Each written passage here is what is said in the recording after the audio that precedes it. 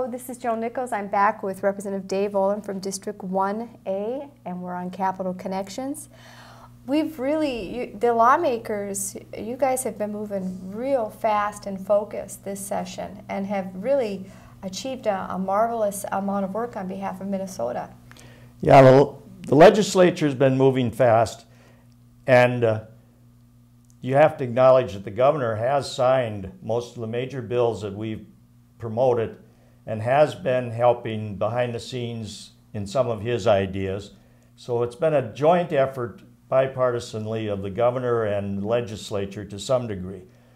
Now, there was a major problem with the GAMC bill, and that we did have some vetoes that happened. We couldn't override the vetoes, but the end result is a GAMC product that can be used and lead to a future better program. So the governor and the legislature did manage to eventually get that one resolved. It was a little more feisty, but it did get resolved. The bonding bill, there's great projects in the bonding bill. The governor did veto some of the projects by line item. Fortunately for District 1A, he left in our airport hangar, our money for flood mitigation and watershed districts. So we did very well in the bonding bill. And what about the budget bill? Where are we with that? The budget bill is so far proceeding forward. We have passed basically 1/3 of what cuts we're going to, or budget balancing we're going to have to do.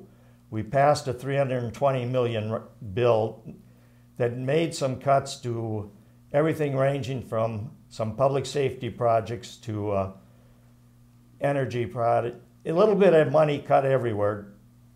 Except for health and human services. Except for health and human services and education, K-12. Higher ed was cut in the first bill. And that bill was worked out in pretty much with the governor and was signed by the governor. So we're $320 million there of the roughly billion we have to do. Right now we're kind of in a standstill as to where we are because we're waiting to see if Congress passes the next bill that they're working on, which has $400 million that both the governor and the legislature want to use as part of the budget balancing numbers, which would be a significant number, in fact, because $400 million is about 40% of the $1 billion we need to balance. But then that bill should be coming to a vote in Congress any day now, so hopefully that gets resolved. Then we'll have a bill probably on the health and human services where there will be some cuts made. And then hopefully the K-12 bill, which will be the last bill probably passed as far as the budget balancing. Hopefully we are in a position where we do not need to make cuts at that stage.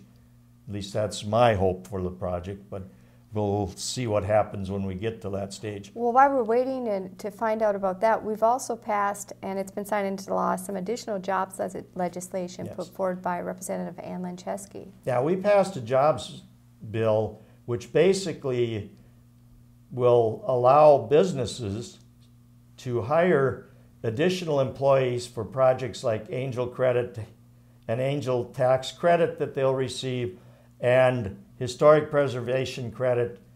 And those projects both benefit businesses in general and will allow them to employ citizens if they want to add employees to their roles because it actually provides credits for them doing so. It's a great forward position in order to help our businesses in Northwest Minnesota and the state in general. And that was obviously signed by the governor, and we're looking forward to that bill going into effect and actually providing more employment for our district. Well, Representative Olin, when we come back again, hopefully we'll have heard more of what's happening at the federal level and what that will mean for the Health and Human Services budget. Until then, this is Representative Dave Olin, District 1A, and we'll be back on Capital Connections. Thank you. Thank you.